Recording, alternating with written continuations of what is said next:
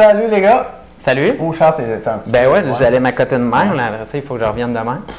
Ben ouais. Si le poids est tout le temps sur la même jambe, hein, ouais, je fais de la retraite en plus à l'âge. Nice. Bon, non, pas rendu bien de même on encore. répond à vos questions. Pour vous donner des conseils de musculation, prendre la masse plus vite. On va faire ça short aujourd'hui. OK. OK. Fait que aujourd'hui, ça va être une question de Hassan en Algérie qui avait un commentaire intéressant. Juste avant, je vais vous dire un mot sur nos plans alimentaires. Cette semaine, vous pouvez obtenir votre plan alimentaire pour prendre la masse à 50% du prix habituel. Et ce qui se passe avec le plan alimentaire, c'est que c'est l'erreur. Si tu fais cette erreur-là, tu n'es pas mal sûr de ne pas prendre de masse. Puis l'erreur, c'est justement de ne pas manger assez de calories. Il y a beaucoup de gens, les ectomorphes, puis je ne sais pas si vous reconnaissez, moi je me reconnais vraiment parce que je suis dans cette situation-là.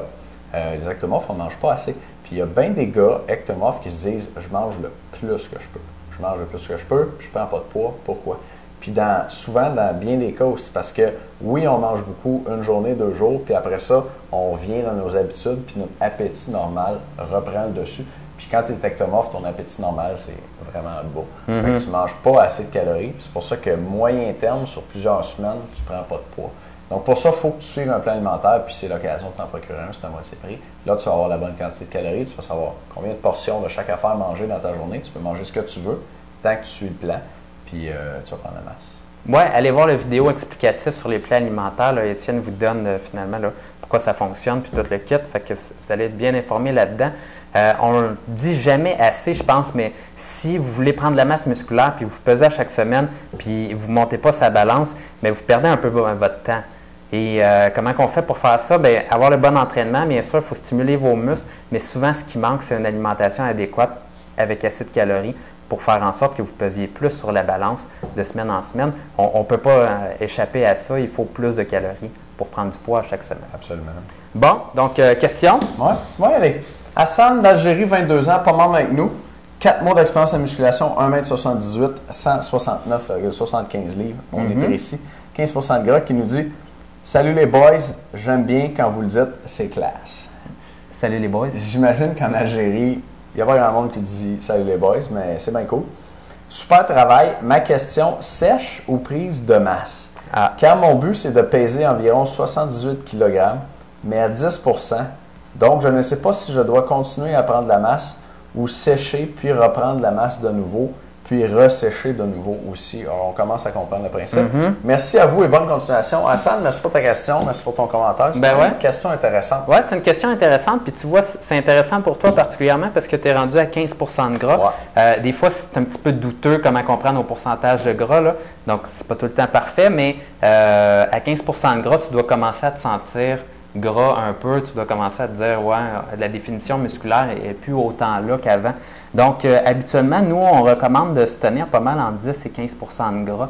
Et une fois que tu atteins la limite supérieure de 15% de gras, on te recommande de faire une phase, comme tu dis, de sèche pour coter un peu puis voir tes muscles de nouveau. Donc, pour ça, tu as besoin de perdre du poids graduellement à chaque semaine, idéalement environ 1 livre et demi, pas plus que ça par semaine pour t'assurer de préserver ta masse musculaire pendant que tu perds du poids. Donc ça va te permettre de diminuer ton pourcentage de gras.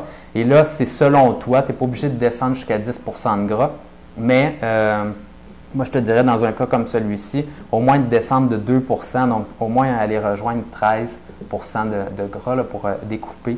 Et selon mon expérience, c'est probablement la meilleure chose de commencer par découper, redescendre, puis ensuite de ça, recommencer à manger plus pour prendre de la masse.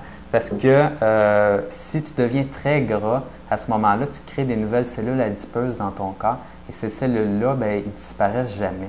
Donc, c'est pas vraiment cool de devenir comme obèse, puis ensuite de ça, tu te dis, je vais essayer de perdre du poids parce que ces cellules adipeuses-là, bien, ils disent toujours à ton corps qu'ils ont faim puis qu'ils veulent se faire remplir de C'est pas bien beau comme image. Non, pas bien beau, de gras. Donc, tu ne veux pas en créer des nouvelles dans ta vie vraiment. Donc, idéalement, rester entre 15% et 10% de gras, c'est l'idéal. Et c'est là-dedans que tu vas avoir plus de facilité également. Quand tu veux prendre du poids ou quand tu veux en perdre, ton corps va réagir plus vite également que si tu l'as trop brusqué à des extrêmes trop élevés.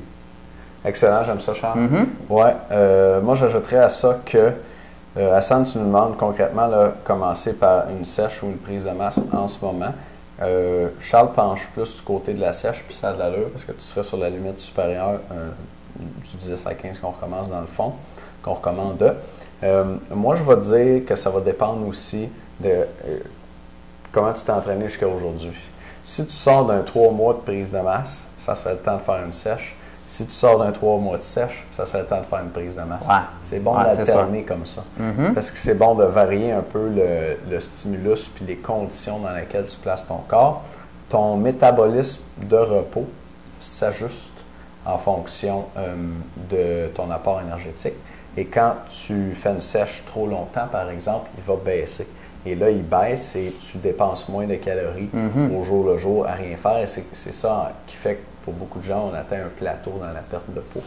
Donc, c'est important de te redonner des calories, de donner un break à ton corps pour, dans le fond, prendre la masse pendant ce temps-là. Puis lorsque tu reviens en sèche, bien, ça se fait mieux. Et là, les membres, dans un instant, je vais vous dire...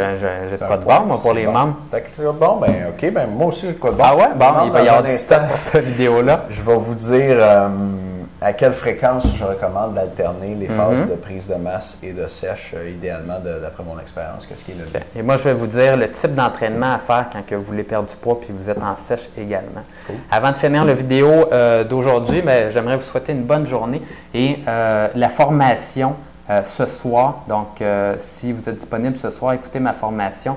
Je vous dis 5 conseils pour te monter un bon plan alimentaire. Vous allez apprendre notamment la clé numéro 1 d'un plan alimentaire qui te fait prendre de la masse, un truc simple pour manger plus et grossir plus vite et comment rajouter tes aliments préférés dans ton plan alimentaire. Si tu es là ce soir, viens écouter ma formation, tu vas voir, c'est du bon stock et je la donne également samedi matin. Oh yes! À bientôt! À bientôt les gars!